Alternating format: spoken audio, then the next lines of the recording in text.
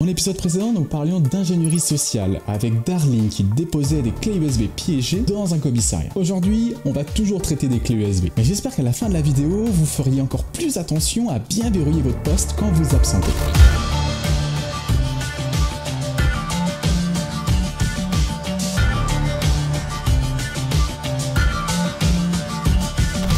Salut, c'est Thibaut. HID ou Human Interface Device sont des objets qu'on utilise au quotidien comme les claviers, les souris ou tout autre de périphérique externe que vous branchez à votre PC. Mais du coup, vous allez me poser la question, pourquoi on parle de clavier et de souris aujourd'hui? Par exemple, ceci est un clavier. Ce que je vous ai montré ressemble à une clé USB, pourtant ce n'est pas une. Elle va agir à la façon d'un périphérique externe comme un clavier lorsqu'elle se connecte sur l'ordinateur et envoyer un certain nombre de touches très rapidement. Pour la machine, il s'agit tout simplement d'un clavier standard qu'un utilisateur souhaiterait utiliser. Mais physiquement, ça ressemble plutôt à une clé USB. Le produit le plus connu en sécurité informatique est sûrement la Rubber Ducky. Vous allez voir que cet outil est même utilisé chez Mr. Robot. Pour avoir un peu plus de contexte sur la scène analysée aujourd'hui, Angela est une amie d'enfance d'Elliot. Leurs deux pères sont morts suite à une fuite de produits toxiques dans la ville de Washington Township. Le responsable de la fuite est E-Corp, la société où travaille actuellement Angela. Publiquement, E-Corp a toujours caché ses actions et n'a jamais prouvé publiquement qu'elle était à l'origine de la fuite. Angela va tout faire pour essayer de retrouver des preuves tangibles pour la justice. Il faut savoir qu'Angela n'est pas très technique. Angela est une personne qui fait de l'analyse de risque. Elle n'est pas technique, elle ne se connaît pas en hacking. Mais vous allez voir que l'utilisation de la Rubber Ducky est vraiment très simple. La scène démarre par Angela qui fait de l'ingénierie sociale auprès de la secrétaire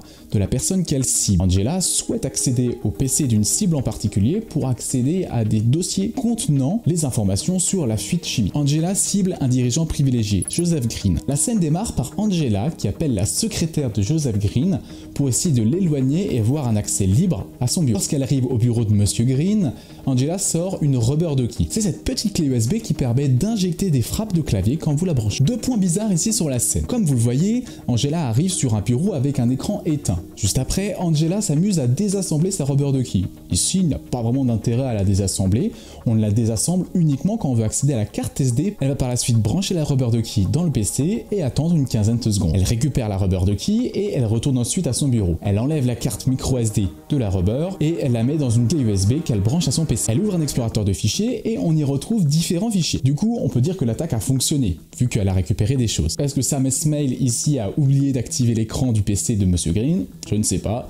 Sûrement encore une facilité scénariste. Maintenant, intéressons-nous à ce qu'il y a sur la Rubber Ducky. On y retrouve deux binaires, Mimikatz et ProcDump. ProcDump est un outil développé par Microsoft permettant de récupérer des processus sur une machine Windows. Le deuxième binaire est Mimikatz. Mimikatz est un outil développé par Benjamin Delpy depuis une dizaine d'années. Mimikatz est un outil utilisé dans les tests d'intrusion Active Directory et dans les environnements Windows. Il permet notamment de récupérer des informations secrètes comme des mots de passe ou des hashes stockés sur la machine. On y trouve ensuite trois autres fichiers, injectbin, eula.txt et un fichier contenant l'export de l'affichage de Mimikatz. Il y a aussi un répertoire doc, mais on ne sait pas ce qu'il y a dedans. Le fichier eula.txt est sûrement lié à ProcDump. Ici, je pense qu'elle a directement utilisé le logiciel Mimikatz. Ici, Mimikatz va récupérer des informations sensibles comme le mot de passe en clair de la victime ou encore sous hash NTLM. Ce qui est assez amusant, c'est que le Mimikatz utilisé ici date de 2013, c'est la version alpha. Lorsqu'elle ouvre le fichier, on y découvre le contenu généré par Mimikatz. En effet, elle a dû taper les commandes suivantes pour obtenir ce résultat. La première est privilège de ... debug. Cela permet de vérifier que vous avez bien les droits administrateurs sur la machine. Encore une aberration, c'est vraiment très bizarre que Monsieur Green soit administrateur local sur sa machine. La deuxième commande est sûrement secure LSA logon passwords. Cette commande permet d'analyser le processus lsas.exe pour en récupérer les informations stockées dedans. Le processus lsas.exe est utilisé dans l'authentification Windows. Dans le compte rendu de Mimikatz, on y retrouve plusieurs informations comme le domaine, ecorp.usa.com, qui est le nom du domaine Active Directory. On y retrouve un HLM configuré,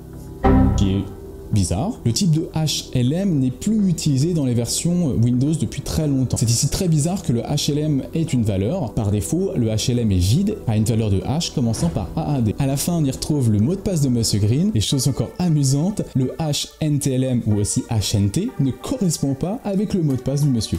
Encore une fois, Sam Esmail n'a pas très bien joué sur ce coup-là. Une fois en main avec les identifiants de Joseph Green, Angela va fermer sa session et se connecter en tant que Joseph Green directement sur sa machine. Honnêtement, ce n'est clairement pas une bonne idée. Elle laisse des traces sur sa propre machine, comme quoi elle a piraté Joseph Green. Ensuite, elle accède à un dossier partagé Risk Management pour accéder aux documents qu'elle souhaite dérober. Enfin, l'épisode se termine par la récupération des différents documents qui l'intéressent. En conclusion, est-ce que cette scène est réaliste?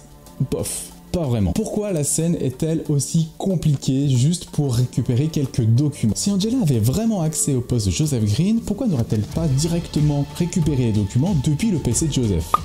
Une solution encore plus efficace aurait été de configurer la Rubber Ducky pour récupérer directement ces documents depuis le PC de Joseph. Je peux comprendre qu'à la main ça aurait pu être long, mais avec une Rubber Ducky ça aurait été beaucoup plus rapide. Le site DAC5 contient plein de produits, notamment la Rubber Ducky, mais aussi la Badge Bunny qui est une Rubber Ducky sous stéroïdes. Elle a un peu plus de fonctionnalités mais tout aussi intéressante. Si vous avez aimé cet épisode, n'hésitez pas à vous abonner, à liker la vidéo et à la partager sur vos réseaux favoris. Trackflow publie tous les lundis 4 news cyber datant de la semaine précédente. C'est le meilleur moyen d'effectuer votre veille informatique. Les 4 news sont disponibles en différentes versions, en version image sur Instagram, en version vidéo sur YouTube et TikTok et en version PDF sur LinkedIn. N'hésitez pas donc à vous abonner à Trackflow sur ces différents réseaux. Ciao, c'était Thibaut.